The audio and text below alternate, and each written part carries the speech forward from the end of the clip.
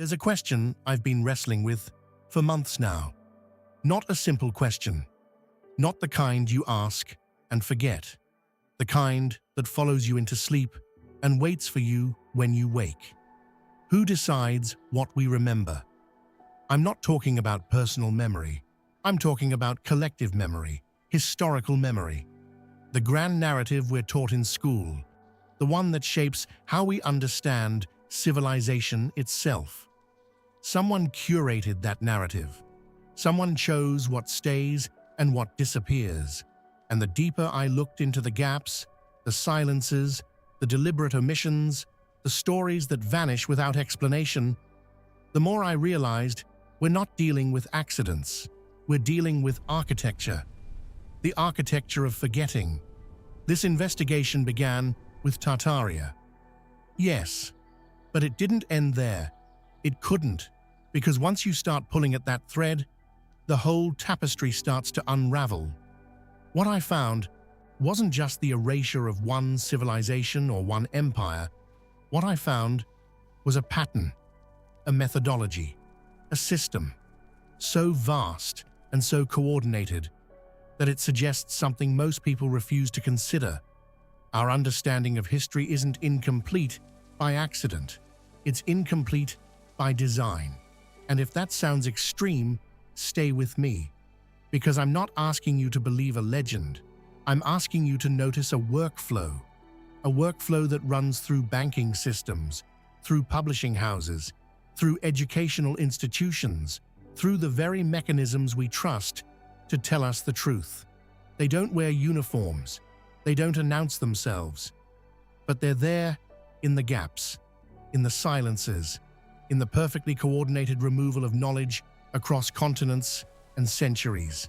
And what they've hidden isn't just history, it's power itself. The power that comes from knowing what humanity once knew. The technologies we once possessed. The wisdom we once practiced. All of it systematically removed from collective consciousness, leaving us weaker, more manageable, more dependent on the systems they control. Here's what made me suspicious in the first place. It wasn't the buildings. Everyone talks about the buildings. Impossible architecture, advanced techniques, symmetry and scale that feel wrong for the supposed era. But that's the visible part. What caught my attention was the silence, the coordinated silence. Pick any major civilization from recorded history: Egypt, Rome, Greece, Persia, Mongolia.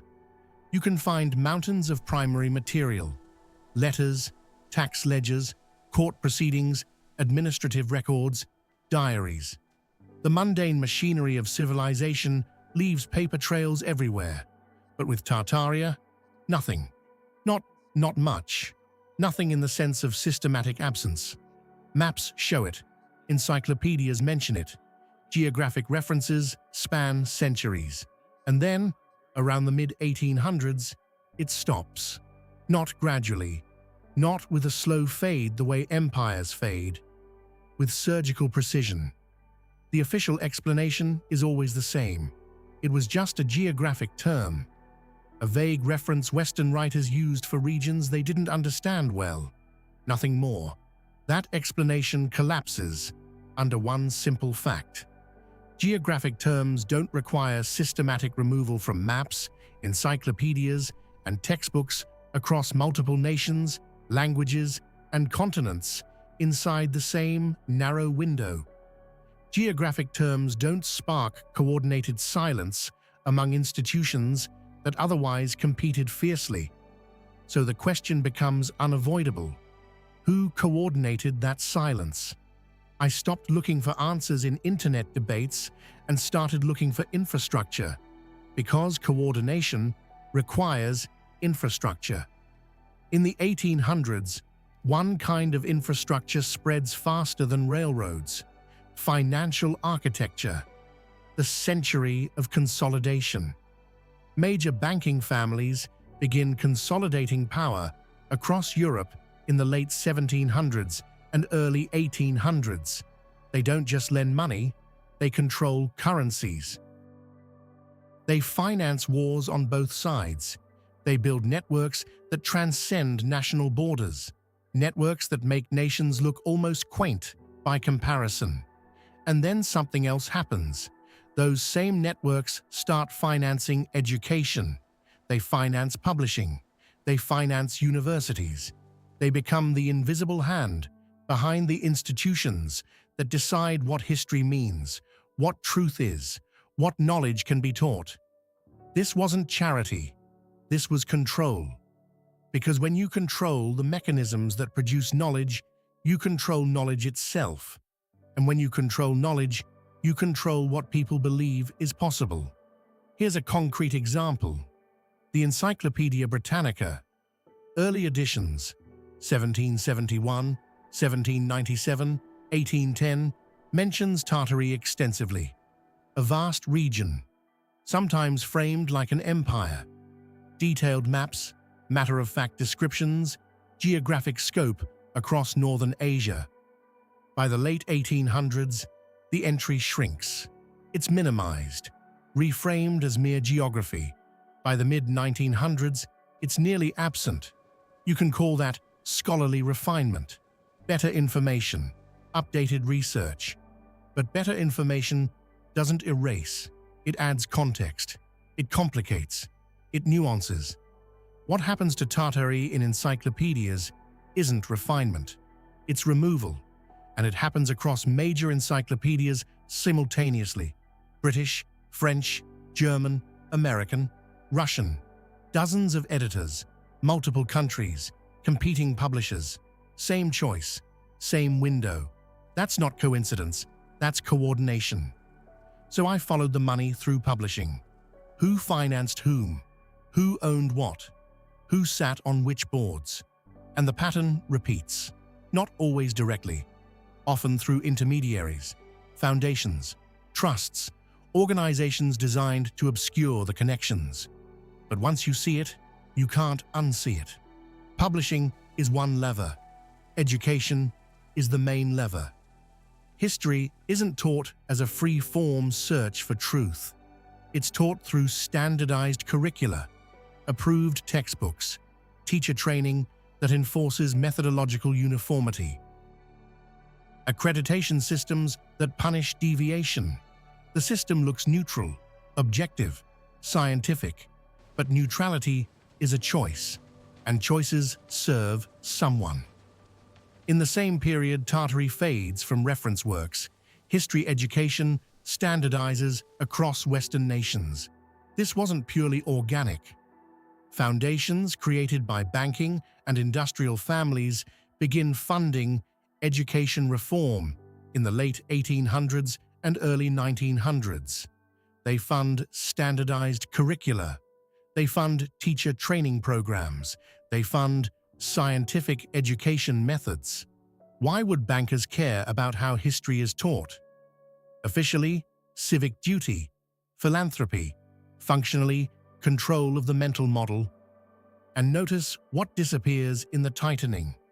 Not random facts, not scattered trivia. Specific categories, knowledge about decentralized systems, knowledge about technologies that don't require industrial fuel distribution, knowledge about civilizational models that don't concentrate power into financial and industrial elites. It's not that every page gets deleted, it's that certain ideas stop being legible inside the approved story. Now look at the pattern. Advanced, decentralized technology gets replaced by inferior, centralized technology. Centralized technology requires infrastructure. Infrastructure requires capital. Capital requires banks. Banks require leverage. Leverage requires dependence. And dependence requires ignorance. If people knew what was possible, what humanity could build without the industrial financial paradigm, they'd ask uncomfortable questions. Why abandon superior systems?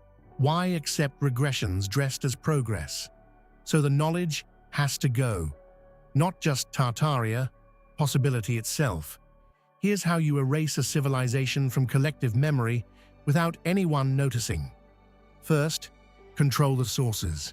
Buy libraries, fund expeditions, acquire private collections. You don't burn everything. That's loud. You classify it, restrict access, move it into institutions where only approved researchers can touch it. Second, control interpretation. Establish the frameworks evidence must fit inside. Build departments that enforce orthodoxy. Make deviation professionally expensive. Not censorship, just denied tenure, rejected grants, no journal access. Third, control narrative. Fund publishing houses, endow chairs, set grant criteria, create the appearance of independent scholarship while ensuring all roads lead to approved conclusions. Fourth, wait, because the most powerful control is the one people don't notice. Within a generation, the new narrative becomes the only narrative. Alternative explanations fade. Questions stop being asked, and anyone who asks is dismissed as unserious. This is not mystical, it's structural. You can trace funding networks, map institutional connections, watch the same methodologies appear across countries and disciplines. The deeper I looked, the more the pattern revealed itself. Now, about the organization. It isn't a secret society with robes and rituals. It's something more mundane and more powerful, a network of networks, banking families at the core, but operating through foundations, trusts, interlocking boards, museums, universities, publishers. They don't need to meet in shadowy rooms to plot history's erasure. The structure itself creates coordination without explicit directives, through aligned incentives.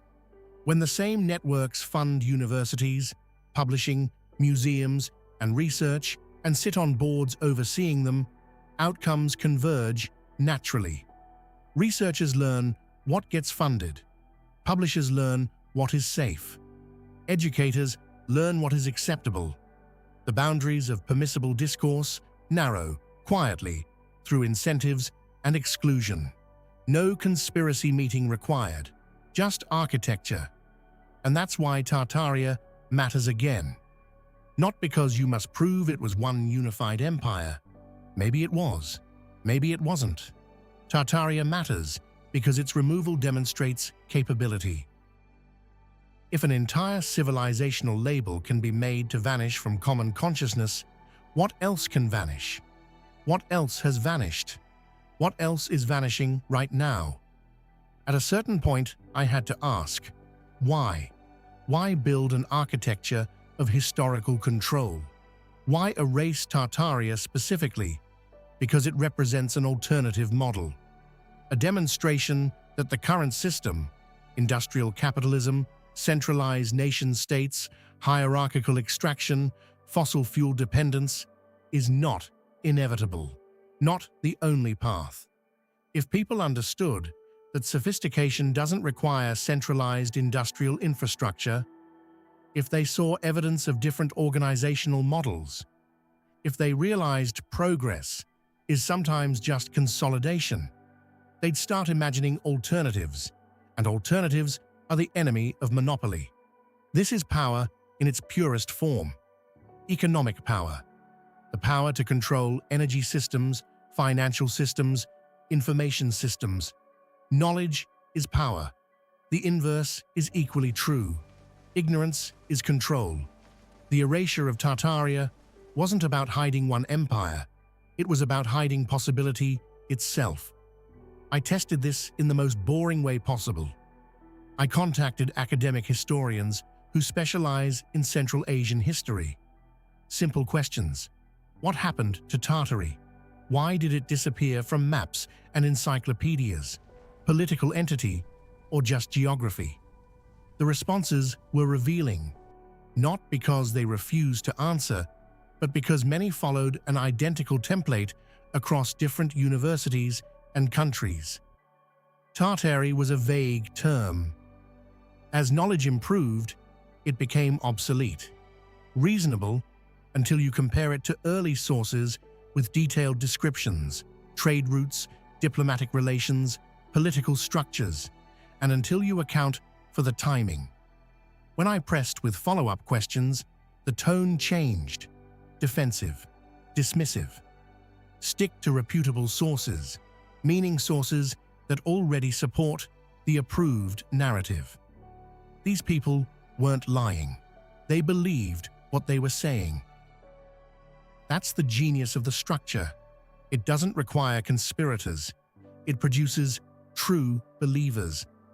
Now the real question, what was lost? Not just dates and boundaries.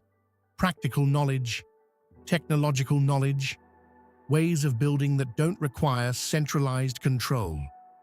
The buildings people fixate on are symptoms, not the disease. Yes, they suggest engineering capabilities we struggle to explain.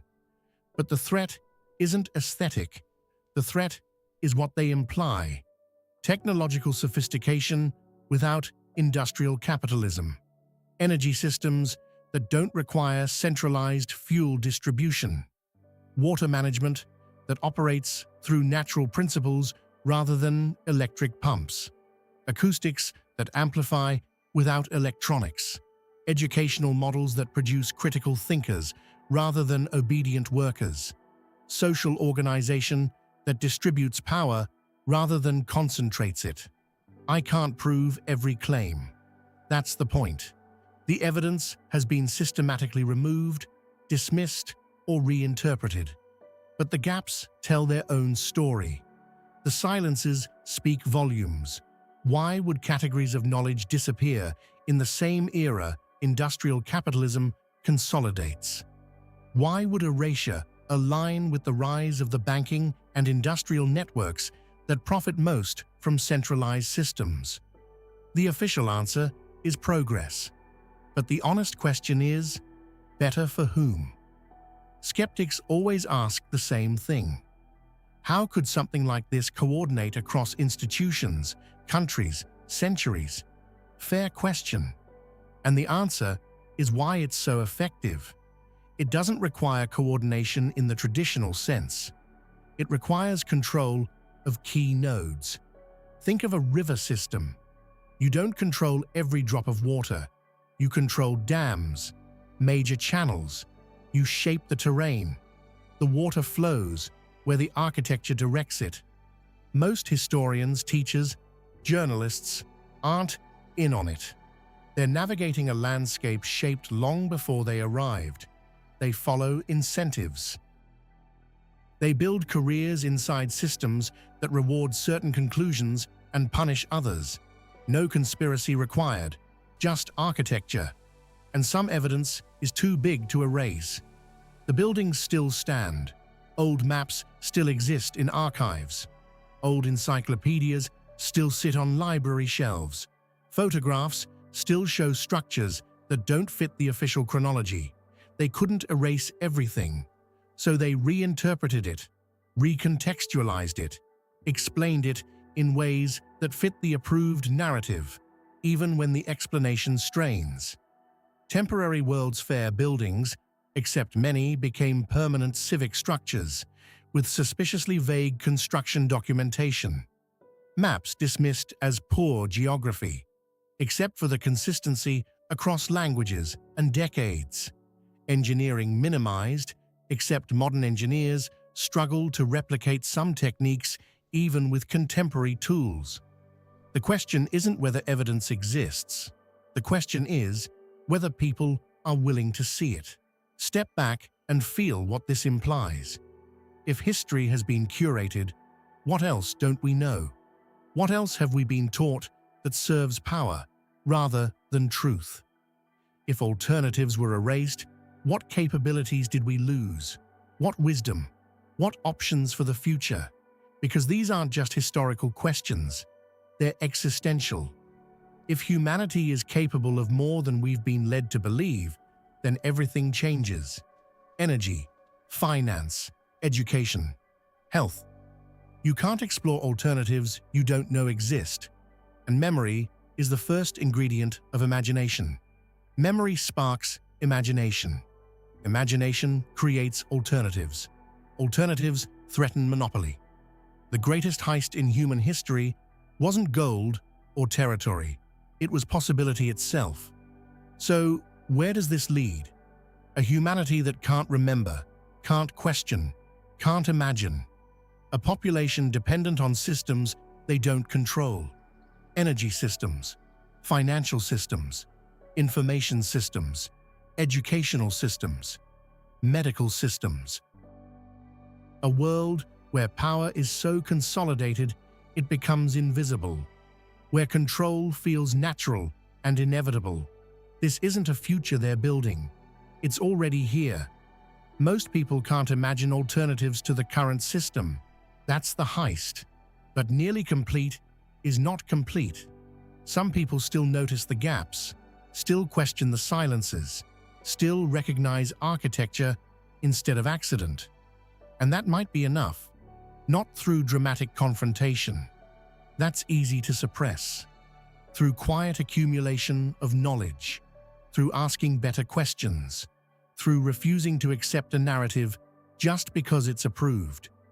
Because silence is never neutral. Silence serves someone. I can't give you certainty.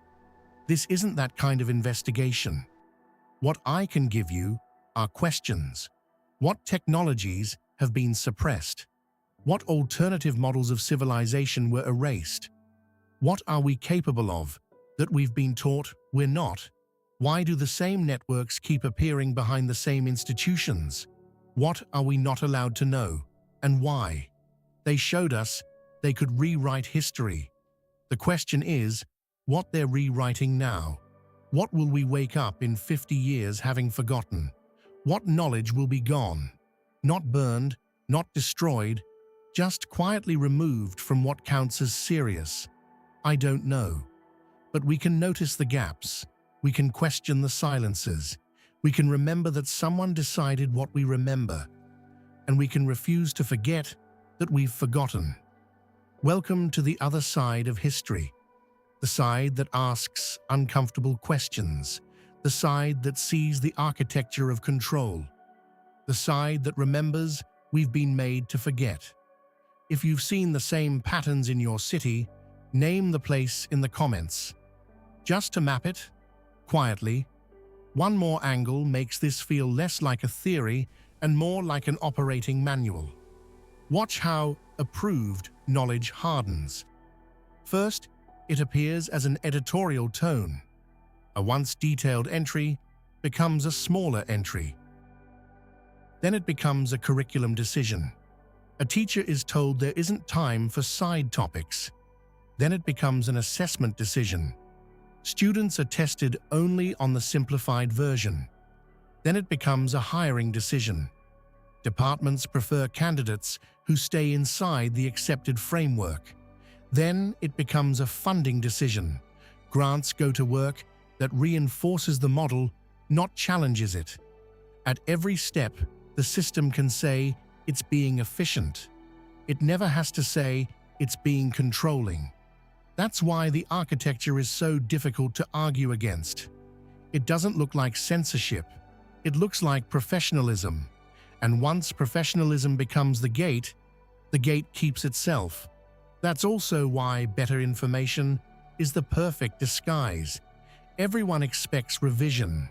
No one expects coordinated disappearance. So the same erasure can be sold as refinement.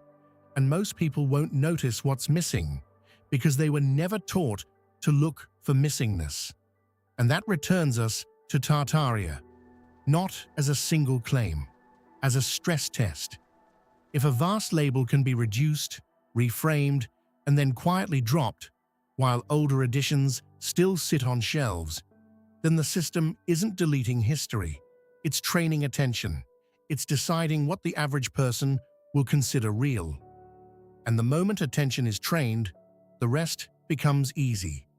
Because a population that can't hold competing timelines in mind can't hold power to account.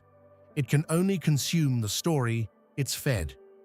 That's why I don't argue the word. Empire, region, label, those debates are noise. The signal is the same every time.